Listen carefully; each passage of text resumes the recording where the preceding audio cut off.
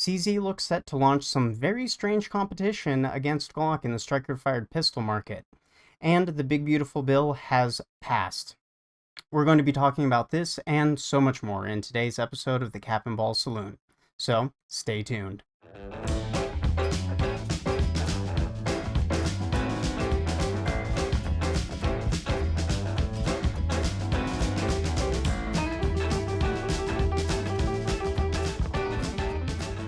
First, a quick word about Cap Ball Digital Strategies. Cap Ball Digital Strategies is a two-way focused digital marketing agency. We offer our services to FFLs, gunsmiths, and more. So if you'd like to learn about how we can help you grow your bottom line, visit us at capandballseo.com. Now, back to our show. Well, we have a ton of stuff to go over, but first, I did want to talk about CZ's new strange potential entry into the striker-fired pistol market. Going over to Daniel Waters at 556 Timeline on X, he recently posted a number of patents, one of which caught my eye for just how interesting it was, and this particular patent is coming from CZ. It's a striker-fired pistol design that seems to be doing something different. Let's take a look here. So, quoting from Daniel Waters, CZ's new striker-fired pistol design has been published. The bore axis is super low, and it appears to use a trick breech block delayed blowback system. There is a manual safety, and the drawings don't seem to show enough meat in the slide for a low-mounted MRDS. This is kind of interesting, so let's take a look at the actual patent application itself and see what's going on here. So in this, we can actually see the manual safety, and we can see that that bore axis, again, is pretty dang low. Now, there are some other interesting claims in this.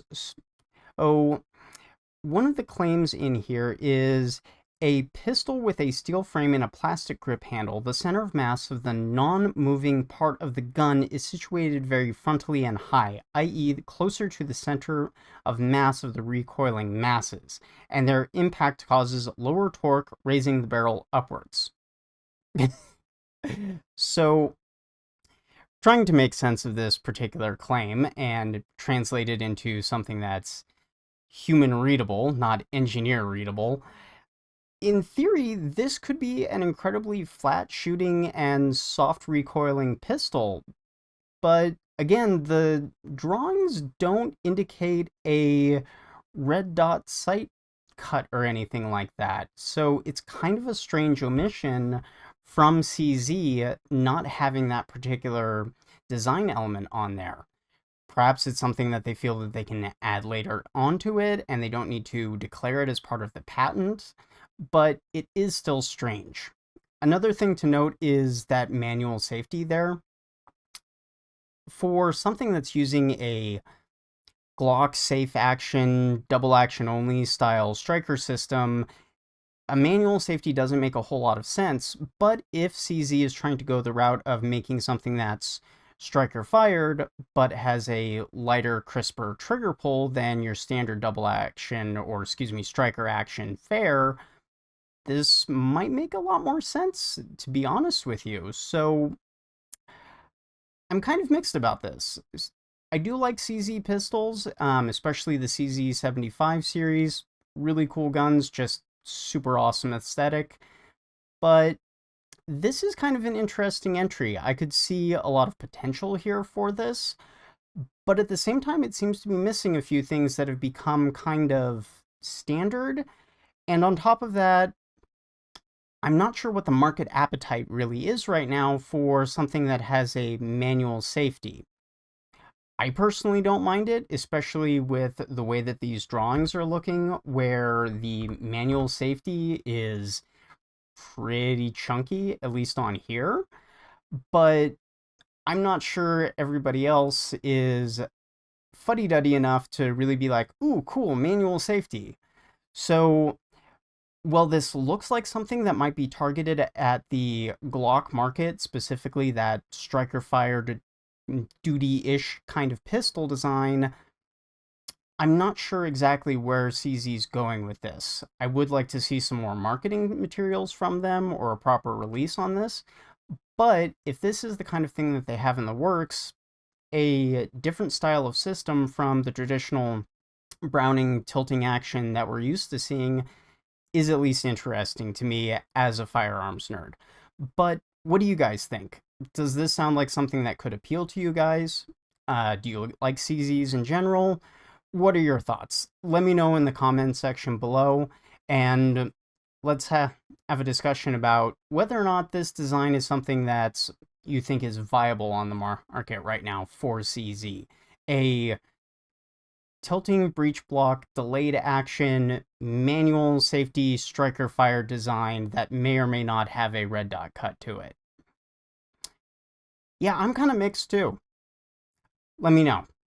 But let's move on to our next topic. Now, previously I had talked about the changes to the regulations around simunitions and dual purpose barrels, that kind of thing. So with that in mind, I did want to follow up with another product to go with your simunitions training.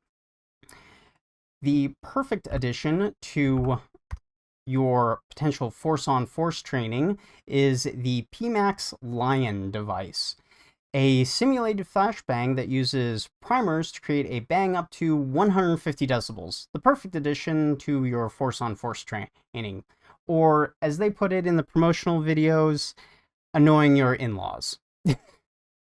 Now, the reason why this came up on my radar is twofold. One, it's an interesting addition to potential force-on-force training like I was talking earlier, but the Lion device does also come from PMAX Tactical. Now, PMAX, PMAX, however you say it, somebody will have to correct me, but they are the company that is working with FryTech to bring Fry's magnetic buffer system to market, something that I've also talked about previously. Actually, after my coverage, Fry reached out to me directly, and I did get a chance to speak with him a little bit. Fry tells me that PMAX does have experience working with both LEO and military contracts, so this is additionally interesting to me. As far as the magnetic buffer system goes, Fry stated that they're working on making it mil-spec compatible and aiming for roughly a $130 price point, and have in-house machining capabilities as well. So we're probably looking at something that's going to be fully American made on top of that, which, awesome. That $130 price point, that is less than other competing systems that I am aware of that are currently on the market in terms of buffer design.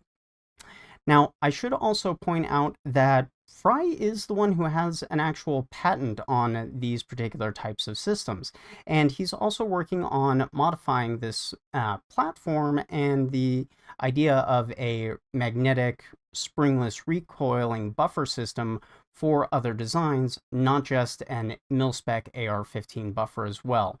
Again, he's experimenting with adapting this particular system for use in Glock 19 style pistols, as well as a number of other platforms such as 22 rifles and other things as well. So I do expect to see some pretty cool stuff coming from Fry and PMAX Tactical in the coming future.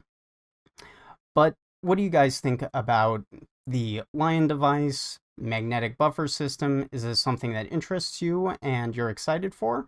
Let me know in the comments section below. But let's move on to our next topic. Well, guys, the one big beautiful bill has been signed, and honestly, for those of us in the 2A space, we do have a lot to talk about here. It seems that the stab in the back is in, and the odious idea of having just a $0 tax stamp is staying in as part of the bill, as signed and finalized.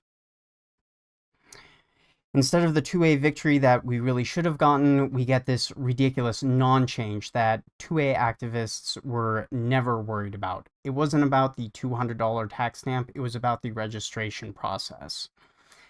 Now, I am concerned that we may see attempts to move the tax stamp cost in the opposite direction in the future.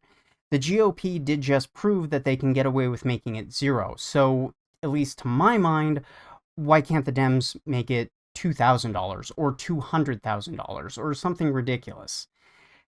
I feel like Pandora's box has been opened up here, and instead of a win, we've gotten a conditional win.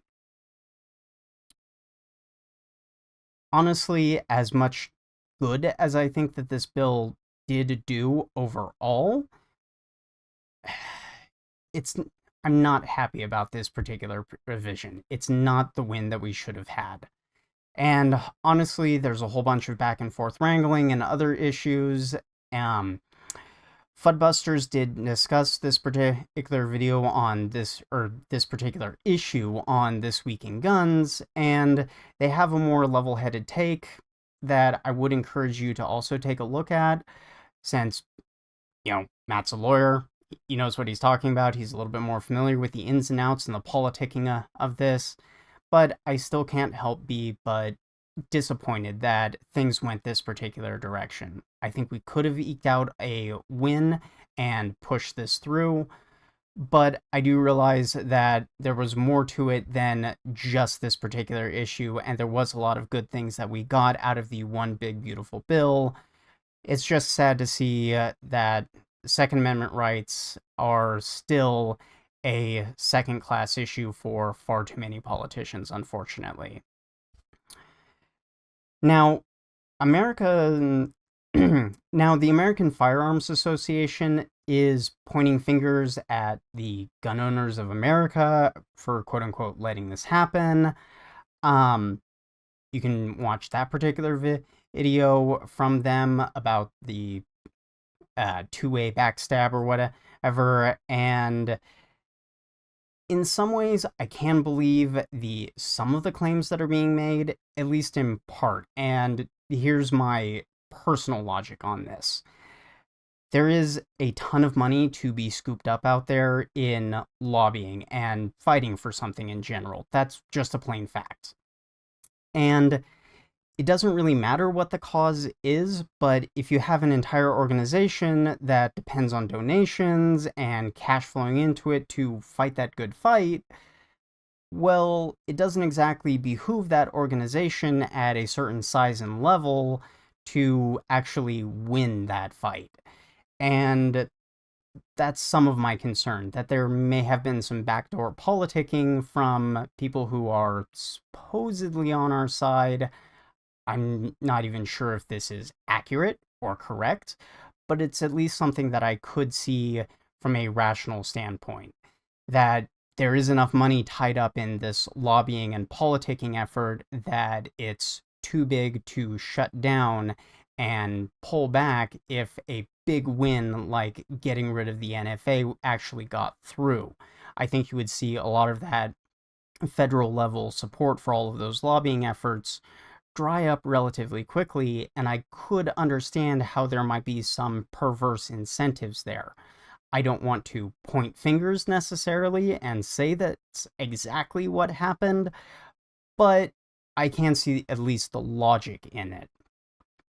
But it does appear that there is, regardless, now a lawsuit coming from the gun owners of America about the big beautiful bill, and this cautiously optimistic about. Let's take a look at it real quick. Quoting from the Washington Examiner of all places, gun groups plan lawsuits to end National Firearms Act in wake of big beautiful bill. Firearms industry leaders are launching a new legal effort to dismantle what remains of the NFA after President Donald Trump signed legislation Friday that eliminates the excise tax on suppressors and short-barreled firearms. So basically what the logic is here is that because the tax amount is now 0, it amounts to a unconstitutional registration, which the NFA has always been argued as being solely a tax for the registration of that tax stamp, not a registration of the firearms themselves. So I don't know, maybe this is a 4D chess move. Maybe it's a move where we're saying, okay, we're going to get through the least offensive version of what we want in the actual legislative portion of things, and then we're going to immediately turn around, create a lawsuit, and get the rest of the NFA killed that way. Again, not a bad strategy. I could see this working. I just think that we had a better, more straightforward path through actual legislation instead of trying to knock things down via judicial fiat, which I am very skeptical of inherently. I do not necessarily trust the courts to rule on things correctly, and as we've seen, the lower courts and even the Supreme Court is more than happy to play games and create issues and really not respect the Second Amendment properly. So while I am inherently supportive of the efforts to eliminate the NFA through the use of this lawsuit, I think we had the better path already, and we kind of veered off towards the end of the road, unfortunately.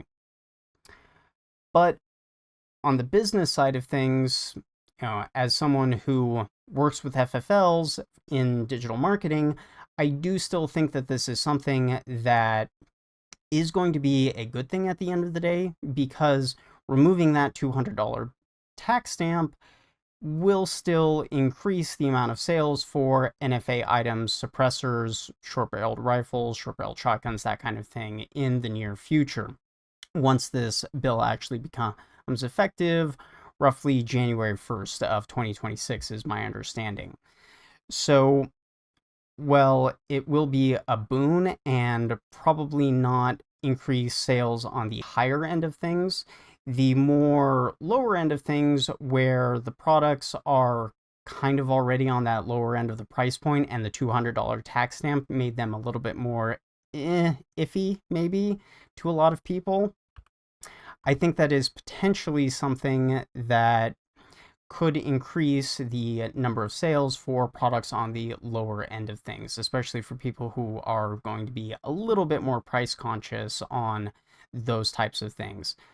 But time will tell, and I am tracking the overall interest in search terms, various positionings, as well as online social media buzz, to see how much of an influence that things have already had.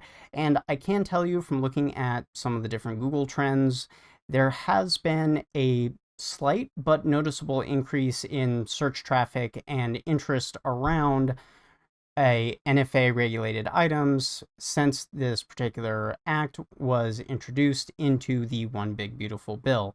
And it seems to be holding relatively steady, at least that small bump in increase in interest. But only time will tell how much that this actually pans out in terms of actual sales and, products being sold to end users.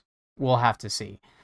But I really would like to hear your guys' thoughts on the version of the Short Act and the Hearing Protection Act that we ultimately got in the final version of the One Big Beautiful Bill.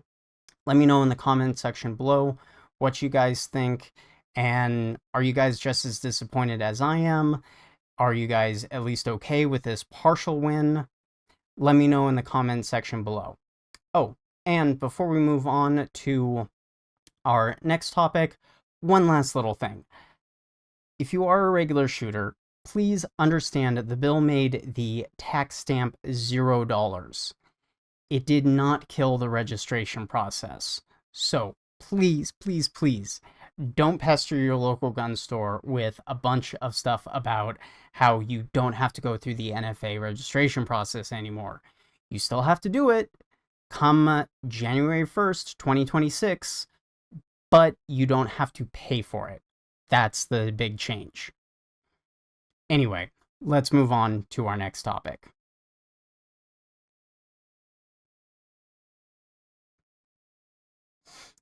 So we actually have a number of lawsuits and other legal updates to talk about. First up, let's talk about why exactly did B&T just sue SureFire?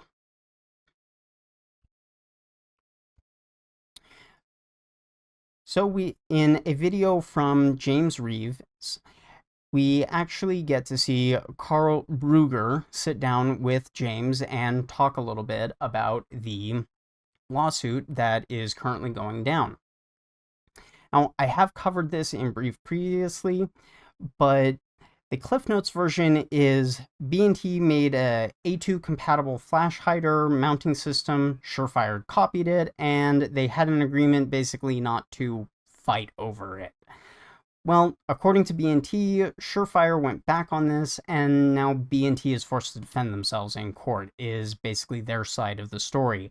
I'm curious to see what SureFire's defense will look like on this particular matter, but if patent and device and everything publication dates line up in B&T's favor, then B&T might very well have a slam dunk case against SureFire on these grounds. There's not a whole lot more information other than B&T's kind of side of things, which we've already kind of heard from the initial court filings, but I will try and keep you guys updated as things evolve and develop in this particular matter. Now, moving on to our next topic, lo and behold, Sttreamlight got peeved at Harbor Freight for their TLR1 knockoff. Surprise, surprise. So, short version of this is apparently that Harbor Freight, the weapon light that was basically just a one-for-one copy with slightly different engraving of the TLR1 Sttreamlight, Sttreamlight's suing over it. Of course they are. Now, I don't have a whole lot of access to the actual documents, but I have seen some reporting indicating that part of the claims here are specifically around the aluminum ring that's part of the body, and that's a trademark element, which is kind of unusual to me. I mean, I get that all of Sttreamlight's lights have that, but I never really thought of it as anything other than either an aesthetic design choice or potentially some sort of like mechanical thing for like heat dissipation or something like that. Just kind of a weird note from this particular case. But it's been filed. I would imagine by now that that Harbor Freight does plan on having some sort of update or revision. The TLR1 knockoff that they've made has proven to be incredibly popular, especially at such a low price point compared to the standard competition. And I have also noted, I believe it's Arms List on X has been doing some public testing of it, and they seem pretty competitive and comparable to one another, at least from the posts that I've seen so far on X. So I don't know if Harbor Freight can make some quick tweaks and changes to the way that their weapon-mounted light looks. Maybe they can get it back on store shelves relatively quickly, and if they lose this particular lawsuit, still keep laughing all the way to the bank because they just ended up making way more money anyway because they're undercutting Sttreamlight for almost the exact same products. Maybe, who knows? Only time will tell on this particular thing. But, of course, it always has to end up in the courts, right? Anyway, for our next legal topic, we actually have some updates on the rare breed triggers lawsuits that have been filed. Rare Breed Triggers has been filing a ton of different lawsuits, and it's impressive just how many that they've been putting out so far. Stambuleth Law on YouTube has been covering a number of these court cases and has been going through some of the public documents that have been filed in this. And again, I have to say, this is exactly what I was worried that they would do. Just throw lawsuits at absolutely everyone and have the tacit approval with that ATF settlement to make that happen. If you want more comprehensive details on each individual case, as well as all of the different claims and things that have been made, I would recommend you check out Stambuleth Law on YouTube. Look at his coverage, because he has been following this much more closely than I've been able to. But again, it seems like rare breed triggers are doing exactly what I was afraid that they would do. And it is kind of a shame as well, because if you look at John from Gun.Deal's recent coverage of the rare breed triggers, it seems that they do have a pretty decent product on their hands, and something that is reliable and worthwhile considering if you do want a forced reset trigger that is pseudo duty ready. But on the other hand, Rare Breed is also throwing all of these lawsuits all over the place, so it's kind of hard to inherently support them as well. But let me know what your guys' thoughts are on all of these different lawsuits that have come out. What do you guys think? Yay, nay, do you support or are against any of the plaintiffs or defendants? Let me know in the comments section below, but let's move on to our next topic for today. Now for our next topic, pour one out for the poverty pony. Anderson Manufacturing is no more, and Ruger, of all companies, have gobbled them up. Quoting from the Tactical Wire, Strum Ruger Company is pleased to announce the asset purchase of Anderson Manufacturing. Quoting, "This acquisition is an incredible opportunity to advance our long-term strategy and expand Ruger's capacity," said Todd Seifert, president and CEO of Ruger. "We're excited to welcome members from the talented team at Anderson Manufacturing and leverage their knowledge and infrastructure to better serve our customers. This move reinforces Ruger's position as a leader in the industry and reiterates my focus on continued growth even as others scale back." So, the poverty pony is dead. Now, there is some good news in this, at the very least. It seems like the rank and file people at Anderson aren't going to be losing their positions. It seems like Ruger's intent on keeping all of those actual manufacturing jobs open and available.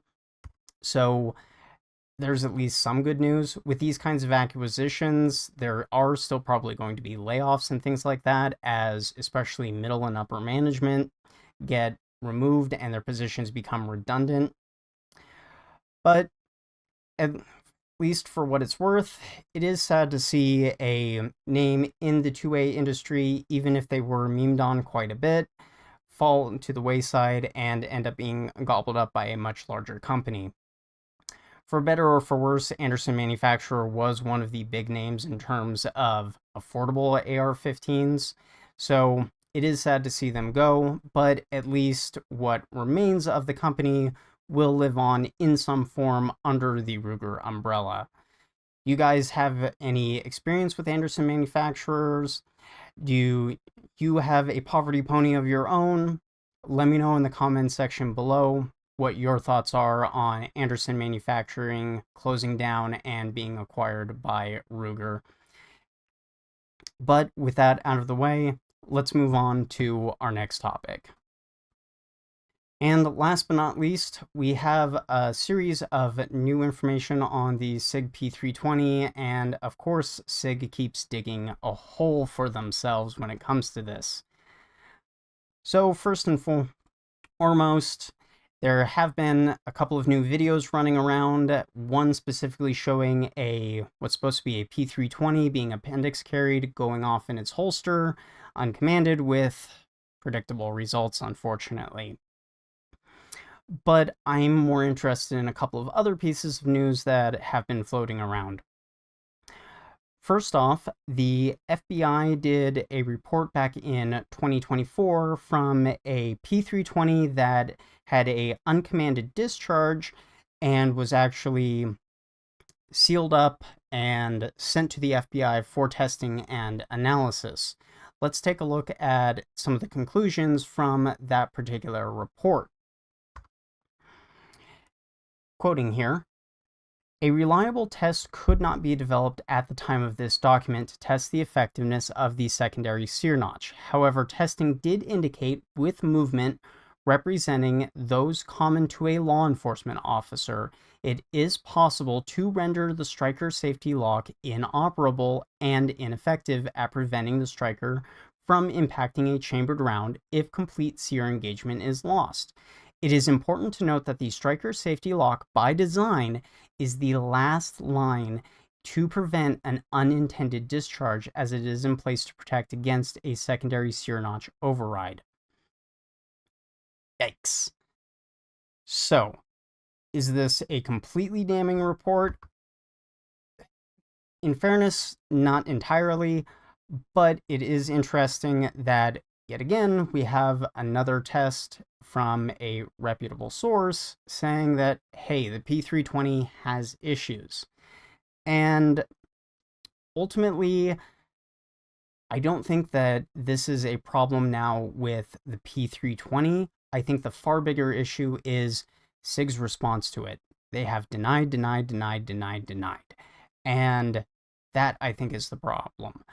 I want SIG to be the company that I remember them for. I want them to make good products, make reliable products, and have people like them again. I don't want to see them crash and burn.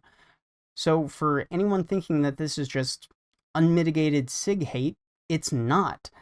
But on the other hand, I can't condone it when a large firearms manufacturer goes out there and tries to gaslight the general public about the safety and efficacy of their firearm. Honestly, if they had just gotten ahead of this much sooner and said, hey, there's a potential issue if you do X, Y, and Z, the whole narrative around this thing would be completely different. But I really don't want to bang on too much more about the SIG P320 issues, other than to say that SIG has apparently lost yet another big contract. According to Protraband, in his reporting, ICE has completely dropped the P320 in favor of the Glock 19 MOS with a red dot sight as their standard sidearm now. So, I hate to say it, SIG, but you're bleeding contracts for a reason. People are losing trust, and that means sooner or later, government agencies are going to start really closely evaluating this and start dropping your pistol. Just because you have that military contract doesn't mean you're going to keep all of the other contracts forever. These other agencies are independent agencies and will drop you if they don't have confidence in your firearm. So, I mean, it's honestly just sad for me to see this. I really want to like the SIG P250 and P320. Conceptually, they are incredibly interesting designs, allowing for modularity and caliber swaps without having to do a whole lot of complicated gunsmithing work after the fact. That should be a cool idea, and I think it is. It's just, apparently SIG has executed on that poorly, and then backed it up with even poorer marketing decisions. So, let me know what your guys' thoughts are on the P320 debacle as it stands in the comment section below.